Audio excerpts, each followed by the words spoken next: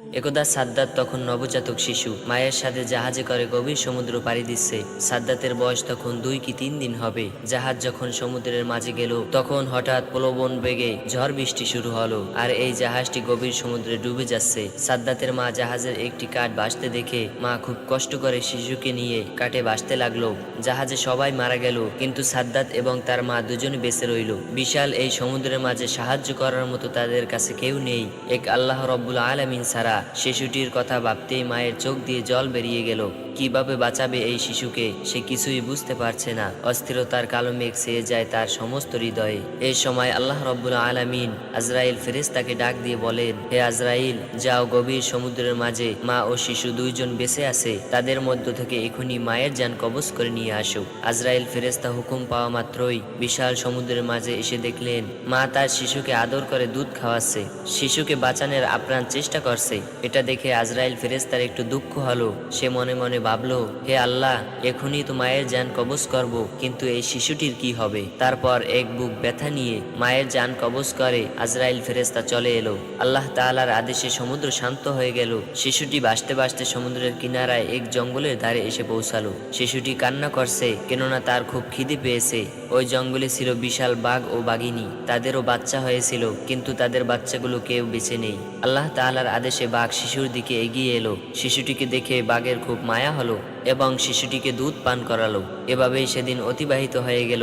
পরের দিন একজন জেলে মাছ ধরার উদ্দেশ্যে ওই জঙ্গলের পাশ দিয়ে যাচ্ছিল। এমন সময় হঠাৎ করে তার চোখ গেল ওই শিশুটির দিকে। দেখে তার খুব মায়া হলো। সে বলতে লাগলো, জানি না এই বাচ্চাটি কার, এমন জায়গায় কিভাবে বাচ্চাটি বেঁচে আছে, তার তো কোনো খাবার কিছুই নেই, জানি না কোন মায়ের এই সন্তান। এসব কথা ভাবতে ভাবতে তার এত মায়া হলো যে শেষ পর্যন্ত বাচ্চাটিকে তুলে নিল এবং বাচ্চাটিকে নিয়ে আপন গোত্রের সর্দারের কাছে নিয়ে আসলো। তাদের সর্দার শিশুটিকে দেখে খুবই মুগ্ধ হলো এবং বলল, এই শিশুটিকে তুমি কোথায় পেয়েছো? তুমি কি জানো এর মা বাবা কোথায় আছে? আমাদের উচিত তার মা বাবার কাছে পৌঁছে দেওয়া। তখন লোকটি বলল, সর্দারজি, আমি জঙ্গলের পাশ দিয়ে যাবার সময় দেখলাম জঙ্গলের মধ্যে একটি গাছের নিচে বাচ্চাটি পড়ে আছে। আশপাশে তার কেউ ছিল না, মনে হয় তার মা বাবা ইন্তেকাল করেছে। তাকে দেখে আমার খুব মায়া হলো, এজন্যই আপনার কাছে নিয়ে আসলাম। তখনই সর্দারজি বলল, ঠিক আছে, আমার কোনো সন্তান নেই, এই শিশুটির দায়িত্ব আমি নিলাম। আজ থেকে আমি এই শিশুটিকে লালন পালন করব। এভাবেই শিশু সাদ্দাত বড় হতে লাগলো। বাচ্চাটির বয়স 8-9 বছর বয়সে উপনীত হলো। অন্যান্য বাচ্চাদের সাথে সেও মাঠে খেলা করতে যেত। অন্যান্য বাচ্চাদের মধ্যে সেই ছিল খুবই সুন্দর এবং স্বাস্থ্যবান। তার মায়াময় চেহারা সকলকে আকর্ষণ করত। সে ছিল খুবই স্বাস্থ্যবান এবং চালাক, তার ভীষণ সাহস। একদিন সে মাঠে খেলা করছিল, তারপর হঠাৎ সে দেখতে পেল কিছু সৈন্য পার্শ্ববর্তী রাস্তা দিয়ে এগিয়ে চলছে। এটা দেখে সবাই ভয় পেয়ে পালিয়ে গেল, কিন্তু বাচ্চা সাদ্দাত সেখানেই দাঁড়িয়েছিল। সৈন্যদের মধ্যে একজনের চোখ অন্ধ ছিল। সে জানতো অন্ধত্ব দূরকরণের সুরমা একটি মহান ওষুধ, তাই সে যখন যেখানেই যেত সুরমার খোঁজ করত। রাস্তার পাশ দিয়ে যাবার সময় ওই অন্ধ সেনায় একটি সুন্দর কৌটার অনুসন্ধান করলো। সেটি তুলে দেখলো একটি সুরমার কৌটো। এতে করে সে অনেক খুশি হলো এবং সৈন্যটি কৌটা খুলে তার চোখে লাগাতে যাবে। এমন সময় আরেকজন সৈন্য বলল, আপনি চোখে লাগানোর আগে সুরমাটি পরীক্ষা করুন, এই সুরমার মধ্যে ক্ষতিকর কিছু থাকতে পারে। পরে তখন সে বলল, কিভাবে পরীক্ষা করব? এবার অন্য একজন সৈন্য বলল, ওই দেখুন, ওই যে বাচ্চাটি দাঁড়িয়ে আছে, ওকে দিয়ে পরীক্ষা করুন। এবার ওই সৈন্যটি তাকে বলল, তুমি এখানে দাঁড়িয়ে আছো কেন?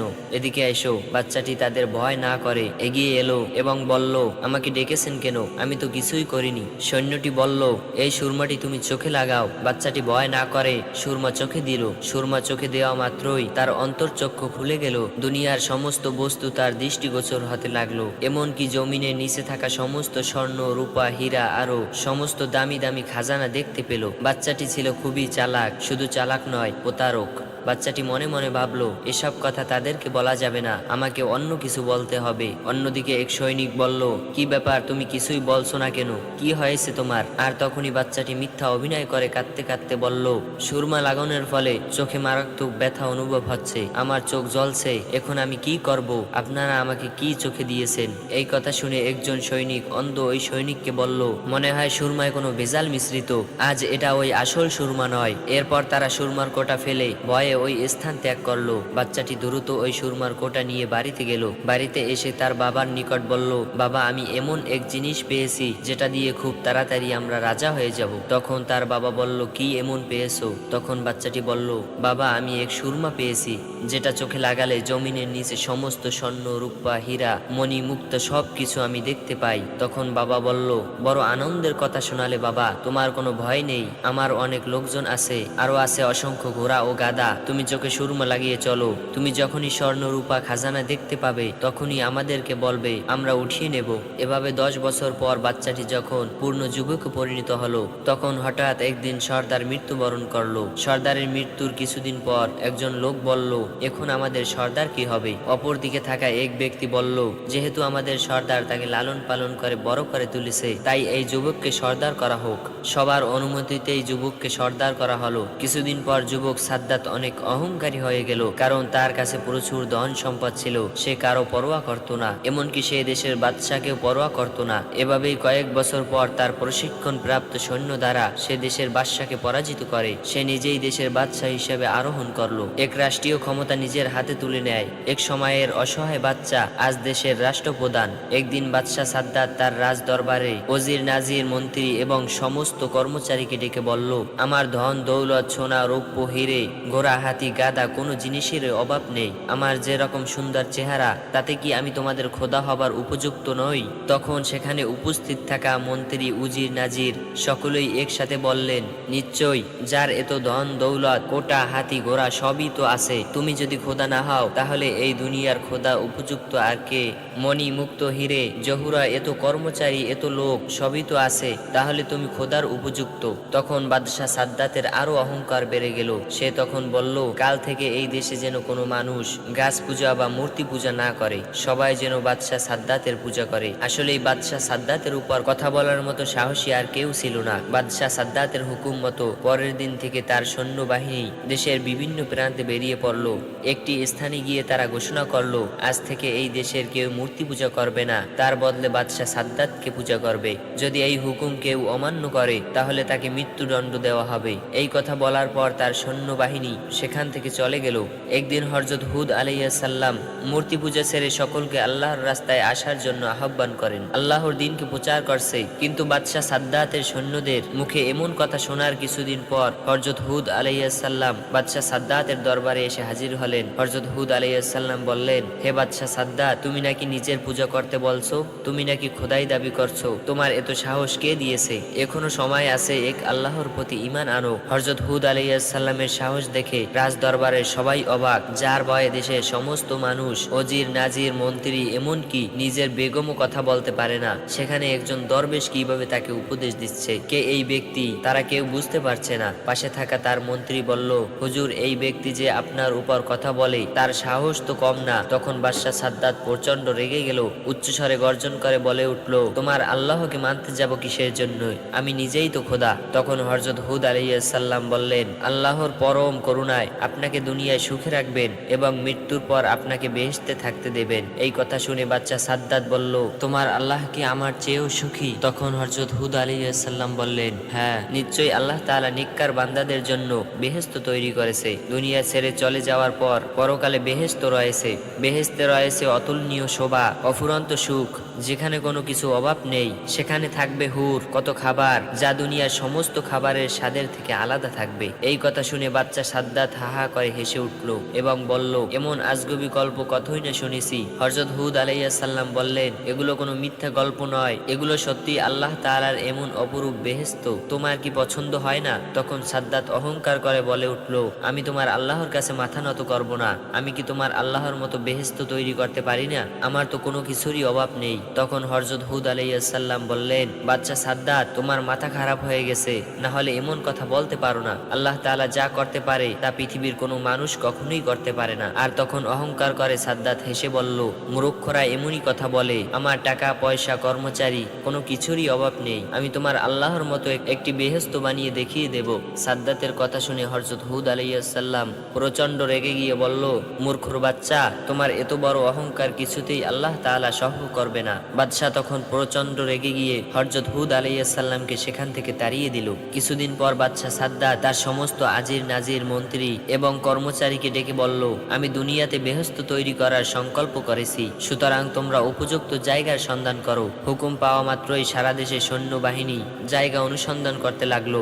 অনেক অনুসন্ধান করার পর একটি জায়গা সবার পছন্দ হলো। এই খবর জানানোর জন্য তারা সবাই রাজ দরবারে আসলেন। সাদ্দাতের প্রধান উপদেষ্টা তাকে বলল, হুজুর, বেহেশত বানানোর জন্য সবচেয়ে সুন্দর এবং উপযুক্ত স্থান পেয়ে গেছি। বাদশাহ সাদ্দাত বলল, কোন স্থান? সেই স্থানের বিবরণ দাও। তখন প্রধান উপদেষ্টা বলল, স্থানটি লম্বায় 8,000 মাইল এবং চওড়ায় 5,000 মাইল। এই কথা শুনে বাদশাহ সাদ্দাত অনেক খুশি হলো। সাথে সাথে বাদশাহ সাদ্দাত ঘোষণা করলো, এই দেশে কারো ঘর বাড়িতে কোনো স্বর্ণ রূপা রাখতে পারবে না, সবাইকে রাজ দরবারে জমা দিয়ে যেতে হবে। হুকুম মতো পরের দিন থেকে সাদ্দাতের সৈন্যবাহিনী দেশের বিভিন্ন প্রান্তে প্রতিটি বাড়িতে অনুসন্ধান করতে লাগলো। যার বাড়িতে সোনা রূপ্য হীরা পাওয়া যেত সেটিকে তারা নিয়ে চলে আসতো। এভাবেই বাদশাহ সাদ্দাতের সৈন্যবাহিনী সাধারণ মানুষের উপর অত্যাচার করত।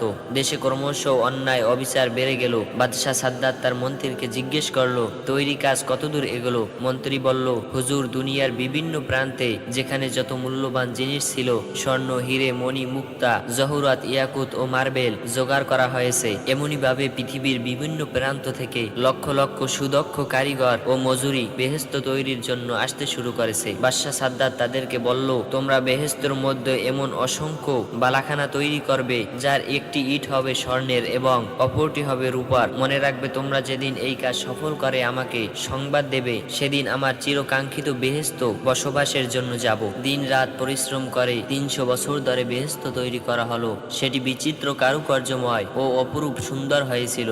যেদিকে নজর যায় সেদিকেই অপরূপ সৌন্দর্য। ওদিকে কারিগরদের শ্বেত পাথরের অপূর্ব কার্য, রংমহলের চারিধারে এক ঝাড় লন্ডন জ্বলছে, কিন্তু আলোর দরকার হয় না। অন্ধকার রাতে সেই ঘরগুলো চাঁদের আলোর মতো স্নিগ্ধ উজ্জ্বল। মণিমুক্তা খচির ও ঘরের মেঝে সজ্জিত রয়েছে। মেঝের উপর রয়েছে নানা রকমের সুন্দর সুন্দর ফুলদানি। ঘরের চারদিক থেকে আতর, গোলাপ, মিষ্ক, আম্বরের খুশবু। মহলের চারিপাশের বাগান, বাগানে রয়েছে সোনার উপর গাছ, তার পাতা ও ফল নানা রকমের কারুকার্যময়। পাথর দিয়ে তৈরি ভ্রমর ও মৌমাছিগুলো এমন সুন্দরভাবে নির্মিত, দেখলেই মনে হবে তারা সত্যি সত্যি ফুলের উপর বসে মধু পান করছে। সেসব ফুল থেকেও খুশবু বের হচ্ছে, আর ওই সব গাছের নিচ দিয়ে কুলকুল শব্দ করে বয়ে চলছে গোলাপ পানির নহর। তার পানি এত স্বচ্ছ যে মনে হচ্ছে মুক্তার দানা বয়ে চলছে। ধারে ধারে হিরে, মণি, মুক্তার ঘাট। এখানেই তৈরি সুন্দর সুন্দর শত শত রমণী রয়েছে। তারপরে আনন্দের জন্য নাচঘর। সেখানে সারা পৃথিবী থেকে বেছে বেছে সুন্দর রমণীদেরকে আনা হলো। আনন্দের জন্য কচি কচি ফুটফুটে সুন্দর কিশোরীদেরকে রাখা হলো। সোনার উপর তৈরি সমস্ত ঘরের আসবাবপত্র তৈরি করা হলো। সর্বশেষ বহু পরিশ্রমের ফলে বেহেশত নির্মাণের কাজ সম্পূর্ণ হলো। অবশেষে বাদশার মন্ত্রী একদিন বাদশার কাছে গিয়ে বলল, হুজুর, বেহেশত নির্মাণের কাজ শেষ হয়েছে। বাদশাহ সাদ্দাত খুবই আনন্দের সাথে বলল, বেহেশত কেমন নির্মাণ হলো? হুজুর, যেদিকে চোখ যায় সেদিকেই অপরূপ সৌন্দর্য, দেখলে চোখ জুড়িয়ে যাবে। পৃথিবীর এমন কোনো জিনিস নেই যে সেখানে আমরা তৈরি করিনি। বলুন, আপনি কবে সেখানে প্রবেশ করবেন? বাদশাহ সাদ্দাত বলল, ঠিক আছে, কিছুদিন পরই আমি সেখানে প্রবেশ করব। তুমি একটি আয়োজনের ব্যবস্থা করো। সাদ্দাতের সম্মানার্থে বেহেশতের পরিবেশ পথে নির্মাণ হলো শাহী তরণ। নিন্দিত সুন্দরী যুবতীদের দাঁড় করিয়ে রাখা হলো বাদশাকে অভ্যর্থনা জানানোর জন্য।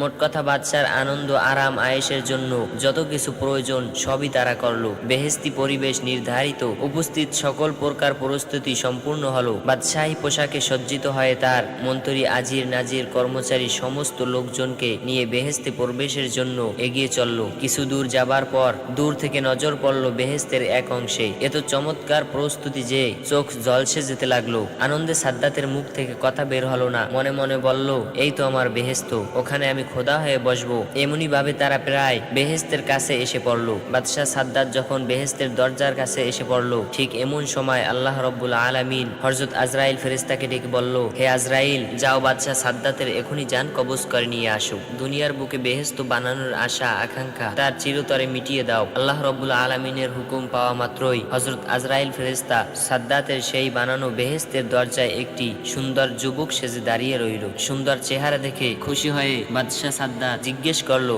তুমি কি বেহেশতের দারোয়ান? যুবক উত্তরে বলল, আমি মালাকুল মউত, আজরাইল ফেরেশতা। সাদ্দাত একটু হতভম্ব হয়ে গেল। সে বলল, তার মানে আমি কিছুই বুঝতে পারছি না। আমি আজরাইল ফেরেশতা, তোমার জান কবজ করার জন্য আল্লাহ তাআলা আমাকে পাঠিয়েছেন। সাদ্দাত ক্রোধে উদ্যম হয়ে উঠল, চিৎকার করে বলল, সাবধান, শয়তান আমার সঙ্গে তামাশা করার অপেক্ষা না করে সে নিজেই তার সঙ্গে মোকাবিলা করার জন্য প্রস্তুত হলো। কিন্তু কি আশ্চর্য, সে ওখানেই পাথরের মতো থমকে রইল। ভয়ে তার সারা শরীর দিয়ে ঝরঝর করে ঘাম বের হতে লাগলো। চিৎকার করে বলল, সৈন্যগণ, শত্রুকে মোকাবিলা করো। তখন আজরাইল ফেরেশতা অট্টহাসি দিয়ে বলল, কোথায় তোমার সেই বিশাল সৈন্য? ভালো করে লক্ষ্য করে দেখলো তার সৈন্য সামান্য ওজির, নাজির, মন্ত্রী, কর্মচারী যে যেখানে ছিল সবাই একেবারে নিশ্চিহ্ন হয়ে গেছে। সাদ্দাত এবার ঠক ঠক করে কাঁপতে লাগলো। তারপর নত হয়ে বিতু কণ্ঠে বলল, সত্যি কি তুমি আজরাইল? হযরত আজরাইল ফেরেশতা বলল, হ্যাঁ সত্যি আমি আজরাইল, কিন্তু দেরি করার আর আমার সময় নেই। আল্লাহর হুকুম পালন করতেই হবে। এখনই তোমার জান কবজ করে নেব।